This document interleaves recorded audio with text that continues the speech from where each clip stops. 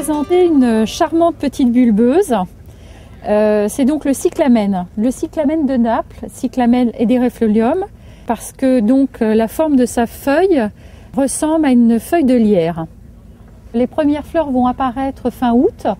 Ensuite, on va avoir le feuillage qui va arriver un mois plus tard et on va bénéficier des fleurs et du feuillage jusqu'à mi-novembre à peu près.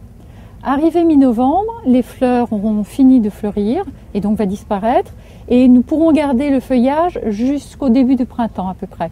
Et ce qui est amusant, c'est qu'en fait le feuillage va servir d'écrin à d'autres petites bulbeuses qui arriveront très très tôt au printemps. Le cyclamen de Naples est un petit bulbe. Donc dans un pot comme celui-ci, on a un tout petit bulbe très très florifère et qui forme avec le temps de très jolies colonies, comme on peut voir ici. Petit à petit, ça se sème. Donc le système de reproduction, c'est qu'en fait, on a des petites capsules qui sont au bout de petits tortillons qu'on voit ici, de petits tire-bouchons. Ces capsules vont grossir et à un moment donné, elles vont s'ouvrir. Et à l'intérieur, il y aura des graines enrobées de sucre et ce sucre va en fait attirer les fourmis qui vont se glisser dans la capsule, porter les graines à l'extérieur et au bout de quelques mètres, elles vont vite se rendre compte que ce n'est rien de bon à manger et donc elles vont lâcher les graines. Et c'est pour ça que petit à petit dans le jardin, on va voir pousser des petits cyclamens ici et là à des endroits où on ne s'attendait pas. Donc à partir d'une graine, il faut à peu près 3 ans pour avoir un premier petit plant.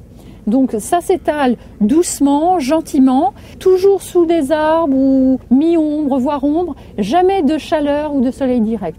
Et elle vous émerveillera vraiment tous les automnes. Elle sera fidèle et puis vous aurez même de nombreuses descendances que vous retrouverez avec joie et qui vont se pérenniser très longtemps dans votre jardin.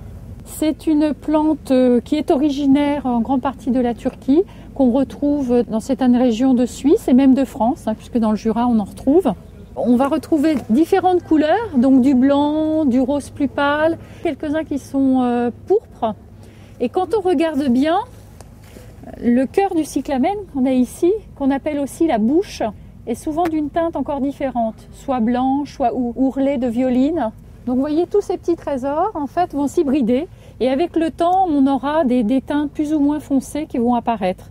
Mais ça, c'est incontrôlable. Là, c'est mère nature.